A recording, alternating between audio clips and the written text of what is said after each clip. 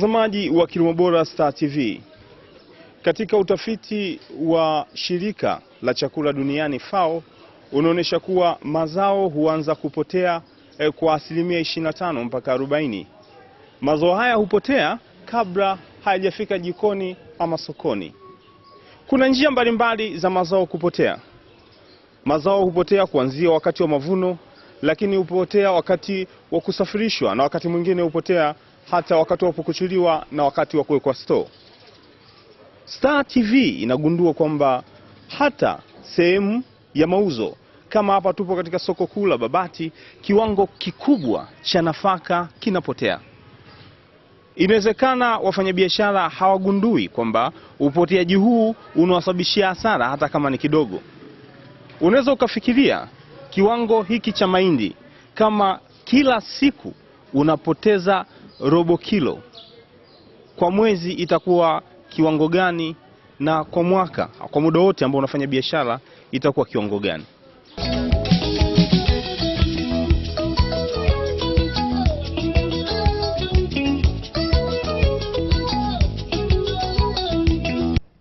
Kilimo Bora wiki hii inakuletea mfululizo wa vipindi vya Helvetas katika mradi wa kudhibiti upotevu wa mazao baada ya mavuno.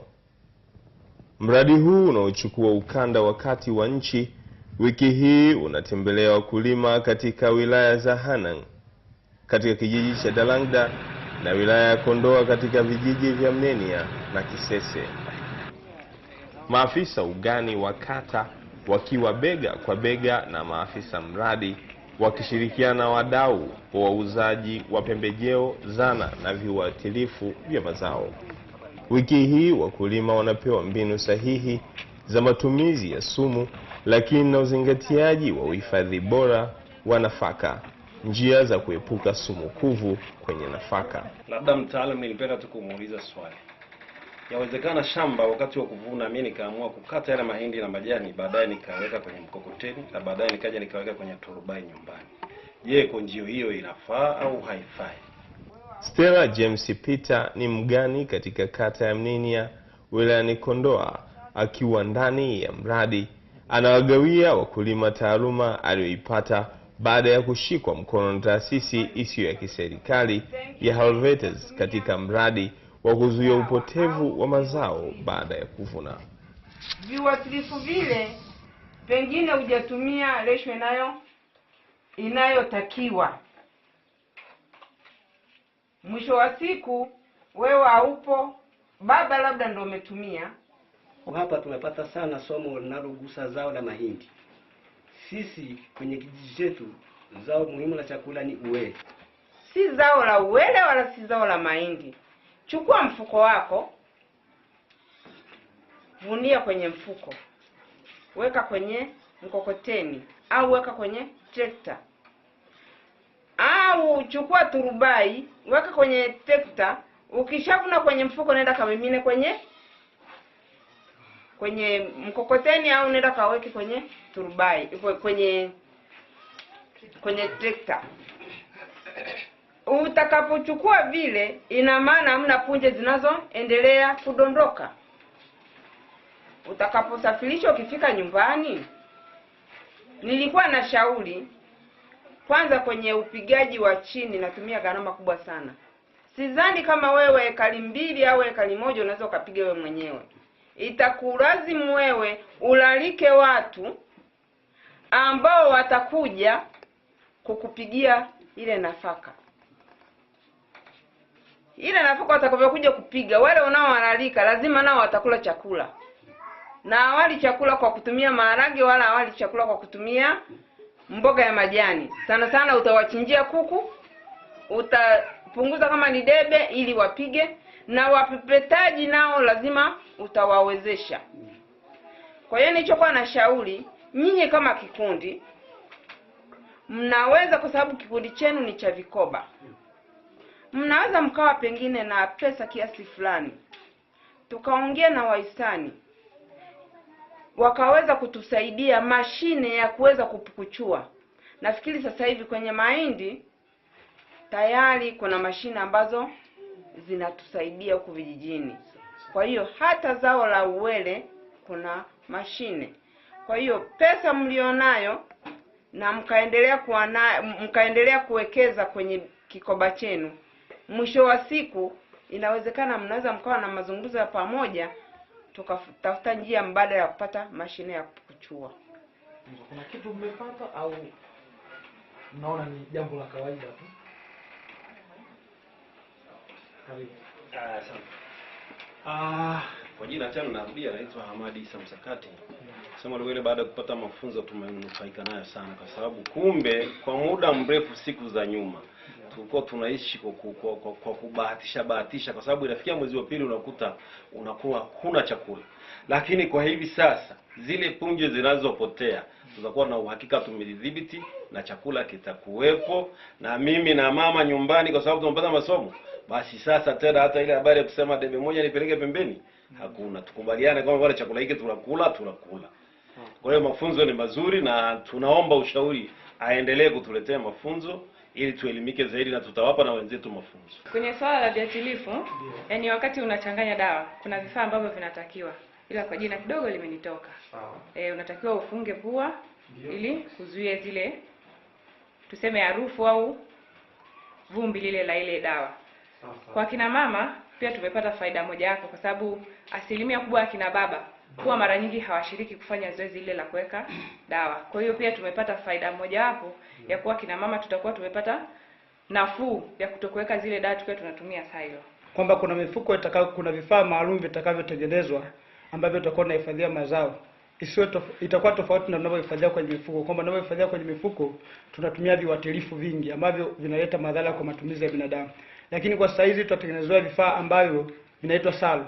Vitatumika kwa ajili ya kuhifadhia yale mazao ili tusitumie vinaitwa silo.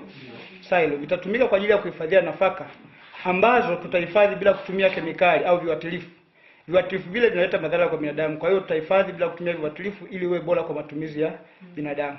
Lakini sambamba na hilo pia tuliambiwa kwamba yale mazao tutayachambua wakati tunavuna, wakati wa uvunaji. Tutatoa yale mahindi mabovu au nafaka mbovu tutaziweka pembeni, na nafaka zilizo bora tutaziweka pembeni, ili kwa kuzuia matumizi mabovu, kwamba utakapotumia utapata madhara. Na pia kwenye mashindano ya soko kuu la dunia au Afrika Mashariki, tutakapokuwa tunashindana kwenye soko, ni kwamba mazao yetu yatakuwa hayana bei kwa sababu tutakuwa tumechanganya na nafaka mbovu. Kwa hiyo tutachambua, tulielekezwa hivyo kwamba tutachambua, tutaweka tofauti ili kwenye upande wa soko tuweze kuuza vizuri zaidi. Sana nimefurahi jinsi ambavyo ameeleza, inaonekana kabisa kwamba elimu hii imewafikia na mmeielewa. Na kingine labda ningependa zaidi kusikia kutoka kwenu. Huo msaada unaonekana kwamba unataka uondoe madhara ambayo binadamu anayapata. Nafikiri huu ni utafiti wa muda mrefu ambao umefanyika, na ndio maana hili jambo linakuja. Kipindi cha nyuma hili jambo hatujaliona, kwa sasa linakuja. Ina maana ni tafiti mbalimbali zimefanyika, hatimaye mnataka mtusaidie. Lakini mimi naangalia kwa mtu wa chini kabisa, kwa sababu hapo umezungumza kwa swala mfuko wa PICS. Mfuko wa PICS nimesikia kama umesema kwamba ni shilingi 4,500 mfuko mmoja. Lakini ukiangalia kwa mwananchi wa kawaida akazoea kununua mfuko wa shilingi 450, 500. Kumwambia 700 bado anaona yuko juu sana ili aweze kuhifadhia mazao yake. Sasa kwa upande wa shilingi 4,500 mnatusaidiaje kama ni swala la msaada? Kwa sababu ukiangalia 4,500 mara mifuko 10 hapo umeshaingia parefu sana. Umeshaingia hela ndefu sana ambayo kiasi kwamba ni mtaji wa mtu anatakiwa ajiendeleze pia katika kilimo. Alafu ukija kwa upande mwingine tena kwa wale wanaoweka stock labda gunia 100, gunia 50, gunia ngapi. Sasa tukija kwenye upande wa mfuko wa PICS shilingi 4,500, na wakati huo huyu mtu ana mtaji wa milioni 1 au milioni 2, bado hataweza kuhifadhi mazao yale kwa kuondoa viuatilifu kwa kutumia mfuko wa PICS. Atahifadhia mfuko wake ule wa zamani na kutia madawa yake, tayari itakuwa madhara kwa mtumiaji. Sasa mimi ninachoomba ni kwamba hiyo mifuko ya PICS kama ni kweli ni msaada wa kuwasaidia wananchi ili waweze kuepukana na madhara haya, basi mifuko hiyo iuzwe kwa bei ya chini ambayo mwananchi wa kawaida anaweza kuchukua, na sio vikundi kama tunavyofikiri sisi.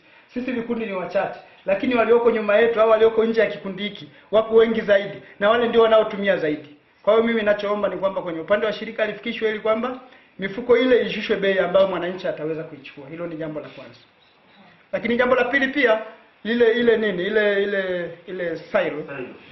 Ile silo pia kama kuna uwezekano basi iuzwe kwa bei nzuri zaidi ambayo itakuwa sio kama mnavyofikiri, kwa sababu mimi nafikiri kwa 150 kwa kijijini bado hiyo 150 ni hela kubwa. Tunaweza kuona kama ni hela ndogo kwa saizi wakati wa mavuno watu wanamalizia, lakini kuna msimu mtu hata shilingi 5,000 inakuwa ni shida kwake kwa matumizi na nini na budget mbalimbali mwanafunzi. Kwa hiyo ninachoomba ni kwamba bei hiyo ishushwe. Hili ni ombi nalitoa kwamba ishushwe bei hiyo iendane na hali ya wananchi wa kawaida, basi tutalishughulikia hili. Na nimefurahi mafunzo tumeyapata, kwa hiyo tunaliomba hilo lifikishwe ili tuweze kuzoea kwa bei ya chini zaidi. Asante. Kiwandani ule mfuko wa fix ni shilingi 4,200. Kwa hiyo yule muuza pembejeo anapofikisha huko angalau na yeye apate ile shilingi 300 ndio anauza 4,500. Lakini nitajaribu kueleza ni kitu gani kimepelekea hiyo changamoto ya bei kwa hiyo. Kule kiwandani material wanazozitumia kwa ajili ya kutengeneza ile mifuko wanaagiza kutoka nje ya nchi. Sasa kuna tatizo la ushuru unapoingiza mzigo ndani ya nchi. Hicho ndio kitu ambacho mpaka sasa hivi tunajaribu kufanya mazungumzo pamoja na Wizara ya Viwanda na Biashara kuweza kuona namna wanapoweza kutusaidia kupunguza ushuru kwenye hizo bidhaa ambazo zinahusiana na masuala haya ya kilimo, hasa kwenye nitaunganisha majibu ya maswali yako yote mawili, hasa kwenye materials za metosilo, lakini pamoja na hiyo mifuko. Kwa hiyo maana kama bei ile kule itashuka, manake na kule kiwandani manake bei itakuja kushuka, na ikishuka mwisho wa siku kuja kufika kwa jamii bei itakuwa iko chini. Lakini sababu inayopelekea bei inakuwa hapo ni lile swala zima la ule uagizaji kutoka nje ya nchi na kuja kuzalisha mpaka kuja kuwafikia. Kwa hiyo ni changamoto moja ambayo tumeiona maeneo mbalimbali tumepita. Swala la bei la hizi teknolojia kila sehemu watu wanalalamika bei zake ziko juu. Lakini nikukumbusha tu kitu kimoja kwamba pamoja na kwamba tuna wasiwasi kwamba bei iko juu, ile mifuko mingine bei inaweza ikawa chini. Lakini tukirudi kwenye matumizi sasa vile viatilifu, kile kiatilifu lazima utanunua. Kuna swala zima la uchanganyaji. Tuchukulie mfano una mahindi ambayo ni kama mifuko 100 au mifuko 50. Zoezi ya kuchanganya dawa kwenye mifuko 50 alafu ukaja kuweka kwenye ile mifuko yako na kwenda kuhifadhi. Ukiangalia muda unaotumia na madawa uliotumia, zile gharama zote ukizijumlisha utakuja kukuta zinakaribiana na hii ambayo ungenunua shilingi 4,500 alafu kaweka mara moja ukaenda kuhifadhi. Sijui kama unaiona. Kwa sababu ile kazi nzima ya uchanganyaji wa yale mazao, kwanza yale madawa, kununua vile zana mbalimbali kwa ajili ya kujikinga, utakuwa umeepuka hizo gharama. Kwa moja kwa moja itakuwa imeenda kwenye gharama ya ule mfuko, lakini kuna gharama mbalimbali ambazo umezipunguza. Lakini tunajaribu kulizungumzia kama nilivyoeleza, tunajaribu kufanya mazungumzo na maeneo husika yanayohusiana na kuingiza hizo bidhaa ndani ya nchi ili basi tuweze kuona namna gani bei za hizo bidhaa zinapungua kwa jamii. Spriano Kasase, afisa mradi anayehusika na masoko na upatikanaji wa fedha katika taasisi ya Helvetes katika mradi wa kuzuia upotevu wa mazao baada ya mavuno, anatambua gharama halisi za malighafi zinazotengeneza vihifadhio vya nafaka. Watu wana simu ambazo zina gharama kuliko hata gharama ya silo. Sasa mimi nafikiri tatizo hapa ni wale watu kuweza kujua umuhimu, kwa sababu silo kama silo inaweza ikakutunzia mazao kwa muda mrefu sana bila kuharibika. Unanielewa? Na ikikaa katika mazingira ambayo tumesema ikae. Kwa mfano isiwe na jua, usiweke juani, usiweke mahali penye unyevu, isiwe imetoboka ikaweza ikaingiza hewa, inaweza ikakutunzia. Na lengo la mradi ni kuhakikisha kwamba watu wanakuwa na uhakika wa chakula na vile vile kuongeza kipato. Kwa sababu kama chakula umekitunza vizuri au hiyo nafaka yako umetunza vizuri, mwisho wa msimu unaweza ukauza ukapata pesa zaidi na zaidi. Kwa mimi nafikiri watu wasiangalie gharama. Gharama bado ni ndogo ukilinganisha hata na thamani yenyewe ya silo yenyewe, kwa sababu kwanza mabati yenyewe hayapatikani Tanzania. Na mradi kama mradi unafanya kila inachoweza kuweza angalau kuhakikisha kwamba mabati yanapatikana. Na vile vile pesa inavyoshuka, thamani yetu ya pesa inavyoshuka kila leo, nafikiri hata hiyo pesa ambayo sasa hivi ni price kwa ajili ya hiyo silo bado ni ndogo. Kwa mimi nafikiri wananchi wasiangalie gharama ya silo, waangalie faida ambayo watakayoipata kwenye silo wakitumia silo. Matumizi yasiyo sahihi ya sumu ya kuulia wadudu kwenye nafaka yanampa shida mkulima akitaka kuyatumia mazao husika kwenye chakula. Nimeanika haya mahindi kwa sababu nimeweka kwenye mfuko, nimechanganya na dawa. Kwa hiyo nimeyaosha ndo nikayaanika ili nikasage. Kula hivi bila kuosha tutapata madhara kwa sababu ni sumu dawa. ndio maana nimeyaosha ndo nikayaanika. Kuna wakati wakulima hawafuati utaratibu na kujikuta wakilaumu sumu husika kuwa haifai. Haya madawa siku hizi hao bwana wauzaji pembejeo wanatuletea dawa fake. Lakini kumbe fake ni sisi wenyewe tumefanya nini? Tumechanganya kiwango kidogo cha dawa na mazao. Sasa ili kuepusha hizo changamoto tunazokutana nazo katika uchanganyaji wa madawa hayo na nafaka, ndio tukawa tumeleta hizi teknolojia mbalimbali. Kuna hiyo ya kutumia mapipa ya chuma ambayo na yenyewe ukihifadhi mazao yako vizuri unaweza usitumie dawa. Lakini pia vile vile hiyo mifuko ya pits ambayo na yenyewe ukihifadhi mazao yako umeshaondokana na ile tatizo la matumizi ya madawa. Kwa mwisho wa siku mazao yako yanakaa salama na wakati wa kuja kuyauza utayakuja kuyauza yakiwa na mvuto mzuri na ukapata bei nzuri. Teknolojia mpya ya uhifadhi wa nafaka ili ziendelee kudumu na ubora wake inahitajika kueleweka miongoni mwa wakulima. Kuna mradi ambao serikali imeuleta katika kijiji cha Mnenia ambao imemchukua kijana wetu ikampeleka kwenda kujifunza, na kijana wetu tayari ameletewa vitendea kazi, anatengeneza hizo silo, ziko pale ofisini pale. Yaani ile silo ni kitu cha mviringo, lakini juu lina mdomo wa kuweza kuwekea nafaka, chini kuna mdomo wa kuweza kutolea nafaka. Kwa hiyo unapoweka nafaka yako pale juu, haitakiwi uliinamishe. Unatakiwa ufungue ule mfuniko wa chini, unatoa nafaka yako tayari kwa kwenda mashineni. Na hiyo imeletwa hivyo kwa sababu ndugu zangu, wakati mwingine wewe baba huko kijiweni na ile silo inatakiwa iwe na kufuli katika ule mdomo pale. Sasa inapokuwa na mfuniko na ikawekwa kufuli ukafunga, ina maana mama aliyebaki nyumbani hata kama ataona mtu anapita na maandazi, kwa sababu baba una kufuli, una ufunguo na mama ana ufunguo, sidhani kama anaweza akafungua yeye mwenyewe akatoa chakula pale. Atafikia mahali akwambie baba fulani au baba Dija, ungo umeisha ndani. Kwa hiyo mnafungua ile silo, mnatoa chakula. Inawezekana wewe ukaamini kabisa nimevuna gunia 5, lakini huna uhakika gunia 5 je zipo kwenye ile silo. Inawezekana kila siku zinaposogea chakula kinazidi kutelemka. Kaona kanga, kaona vitenge, anachukua. Si mama peke yake, hata baba. Umeenda kijiweni umekosa hela ya kunywa kahawa, mama kaenda kisimani, nao unafungua unachukua. Lakini kama umetengeneza ile silo ina kufuli 2, basi wote mnawajibika kufungua ili kutoa mazao yenu ili kwenda kuhudumia familia yenu kwa ajili ya chakula.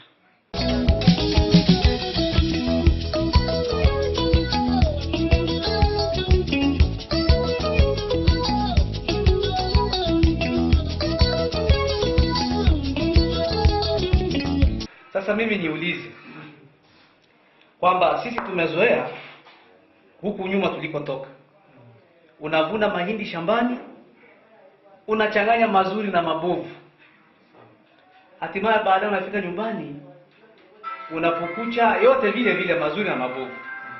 Lakini kumbe kitaalamu kama tulivyoelezwa kwamba mahindi au chakula kile kitakuwa kina madhara, na sisi tuna muda mrefu sasa tumetumia vyakula hivi. Sasa swali la msingi sasa, mpaka leo na imani, japo sijapimwa kwa daktari kwamba na madhara gani, lakini kitaalamu tumekwishaelezwa kwamba tayari vyakula hivi vina madhara. Sasa mimi nieleze kwamba kwa kuwa hatujatumia dawa yoyote kutoa yale madhara, ni kwamba sasa tuache tu kutumia vyakula vile vyenye madhara, tutasalimika, au kuna haja sasa basi ya kumwona daktari, pengine vyakula vile tulivyovitumia pengine hiyo sababu ya kuondoa madhara tuliyotumia kupitia vyakula vile vibovu. Kwa sababu wanadai wakulima wanakuambia bwana, mbegu zile za kienyeji zilikuwa hazina hii mkuvu. Ni baada ya kununua hizi mbegu bora ndio ikawa inaonekana. Baada ya kufuatilia sana wakasema imetoka nchi jirani. Paka hata kukauka kwa jani la bua la muhindi lile. Unakuta na yule mtoto linakuwa halina nguvu. Sasa katika uchunguzi na kupitia na wataalamu wanasema huu ugonjwa umetoka Kenya. Sasa baada ya nini? Hizi mbegu na hii hali ya hewa. Sasa ili swali nilikuwa nakusubiri sana ili uje unijibu. Sumu kuvu katika mazao yetu yanakuwepo kutokana na namna ambavyo sisi tunaendesha shughuli zetu za uvunaji wa yale mazao. Yaani kwa mfano tunapokuwa tunavuna yale mazao na kuchanganya yale ambayo ni mazima pamoja na yale ambayo yamebadilika rangi, ndio tunasema tunazidi ile sumu kuvu kuwa kwa wingi.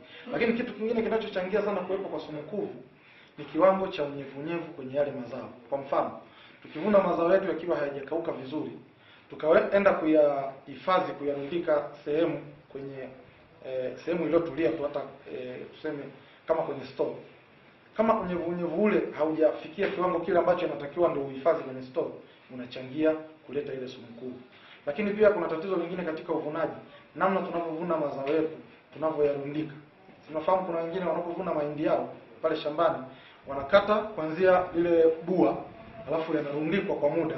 Tunaacha shambani kwa kipindi fulani, alafu ndio tunakuja kufanya nini? Kuyamenya sasa kutoa kwenye maganda. Kama ikitokea kuna unyevunyevu umepita au mvua kidogo ikapita ikagusa ikagusa yale mazao, hasa yale magunzi, kwa kule juu utaanza kuona yale magunzi yamefanya nini? Yamebadilisha kama rangi fulani kupelekea kwenye kuoza. Sasa ile ndio tunayoiita sumu kuvu. Kwa mwisho wa siku utakapokuwa unayavuna, usipotenganisha sasa yale magunzi ambayo yana hiyo sumu kuvu pamoja na yale ambayo hayajapata, mwisho wa siku yale mazao yako yote yanakuwa yana hiyo sumu kuvu.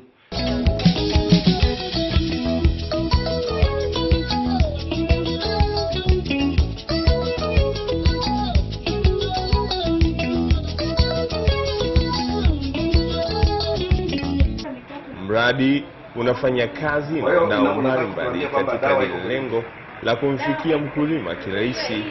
Hii inawafanya wasambazaji wa pembejeo walio ndani ya mradi kuwa walimu kwa wakulima. Kwa hiyo mlikaa kwa pamoja shilingi 1500 mkuu. Ni sera ya shirika la Helveta kufanya kazi na wadau. Kwa wadau ndio wanakwenda kufanya kazi moja kwa moja na wananchi, na sisi tunafanya kutoa support kwa wadau. Lakini hiyo SEDT iko katika hicho kitengo cha mitaji. Lakini mitaji ninayoizungumza sio mitaji ya benki, kwa sababu unajua jamii zetu na hasa kaya zetu, uwezo wa kupata mitaji kutoka kwenye mabenki ni mgumu sana. Kwa hiyo SEDT na sisi tumekubaliana tutumie hivi vikundi vya kijamii vya kuweka na kukopa ambavyo vinaitwa vikoba. Vikoba kama vikoba ni vikundi vya kijamii ambapo vina watu 25 mpaka 30, na watu 25 mpaka 30 wanakuwa wanakutana kila baada ya wiki moja, wanaweka pesa zao, lakini vile vile wanakopa, na inapofika mwisho wa mzunguko zile pesa wanazigawanya na kila mwanachama wa kikoba anafanya kulingana na mahitaji yake. Lakini sisi tuliona tupitishie shughuli zetu kwenye vikoba, kwa sababu wataweza kupata pesa kiurahisi ili kusudi waweze kununua hizi teknolojia ambazo ni za kuweka na kuhifadhi ili kuzuia upotevu wa mazao. Kwa hiyo wakiwa ndani ya vikoba wanaweza wakakopa kama wanachama, na wanaweza vile vile wakanunua, kwa sababu mradi hauko katika kutoa hizi teknolojia bure. Hivyo tunataka angalau hata kama mradi utakuwa umeisha, na tuna imani kabisa hivi vikoba vitaendelea, wananchi waweze kuwa wanaweza kupata mahali ambapo wanaweza kupata pesa kwa ajili ya kununua hizi teknolojia za kuhifadhi mazao. Na upande wa masoko tunashirikiana na hawa watu wanaitwa wafanyabiashara wa pembejeo, agro dealers. Vile vile wanasambaza teknolojia hizi ambazo tunazitengeneza katika mradi ili kusudi ziweze kuwafikia wananchi kwa ujumla. Mpoli Agrovet ni mmoja wa wadau katika mradi huu mkoani Manyara na Dodoma, wakitoa huduma katika wilaya za Hanang', Mbulu na Kongwa. Tunatumia mbinu za kufundisha wakulima walio kwenye vikundi mbalimbali, na Mpoli Agrovet imekuwa ikitoa mbegu hasa katika wilaya za Hanang' kwa vikundi vilivyo kwenye vikoba, ambao tunawakopesha mbegu na baada ya mavuno huwa wanaturudishia, lakini tunawakopesha kwa kutupa nusu bei na baada ya mavuno huwa tunawarudishia. Wanatumalizia kutulipia hela zetu. Ili mifuko hii iweze kufanya kazi yake vyema, mkulima anahitaji kupata elimu ya vitendo ili kuondoa wasiwasi katika matumizi. Mkurugenzi wa Mpoli Agrovet, Grace Mpoli, anatoa elimu kwa moja ya teknolojia mpya za uhifadhi. Afu na layer ya tatu. Kwa huu mfuko unahifadhi bila kutumia kiatilifu chochote.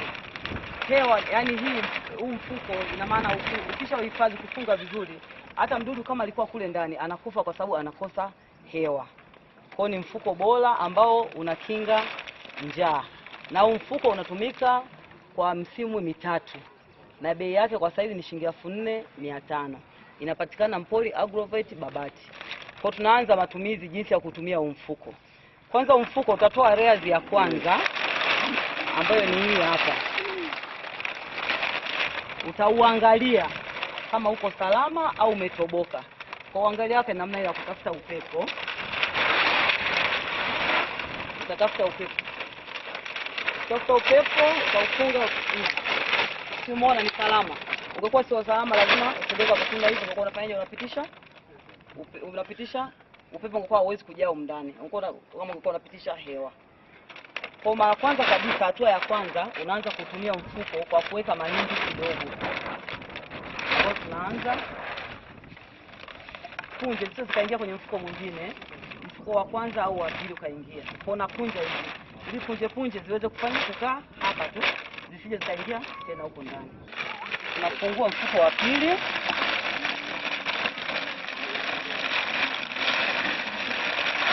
Nayo vivyo utafanya kama ulivyofanya mfuko wa kwanza. Na unapunguza hewa ndani.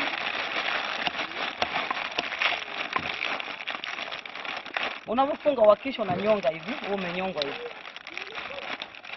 Kwa sababu ya kuzuia hewa, maana ukiacha wazi na maana itakuwa hewa inatoka na huu wakati uko nani.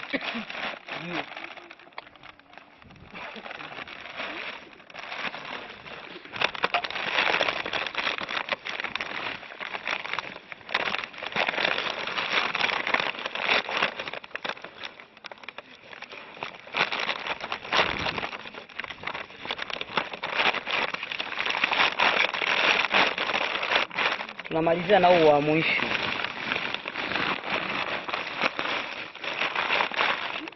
Kwa ni salama. Hata kama kuwa na wadudu ndani, na ukifungua baada ya siku 10, siku 7 utakuta wadudu wale wamesha kufa. Kwa ni mfuko salama ambao utumiki nani kiatilifu chochote, ni salama kwa afya yako. Unaitwa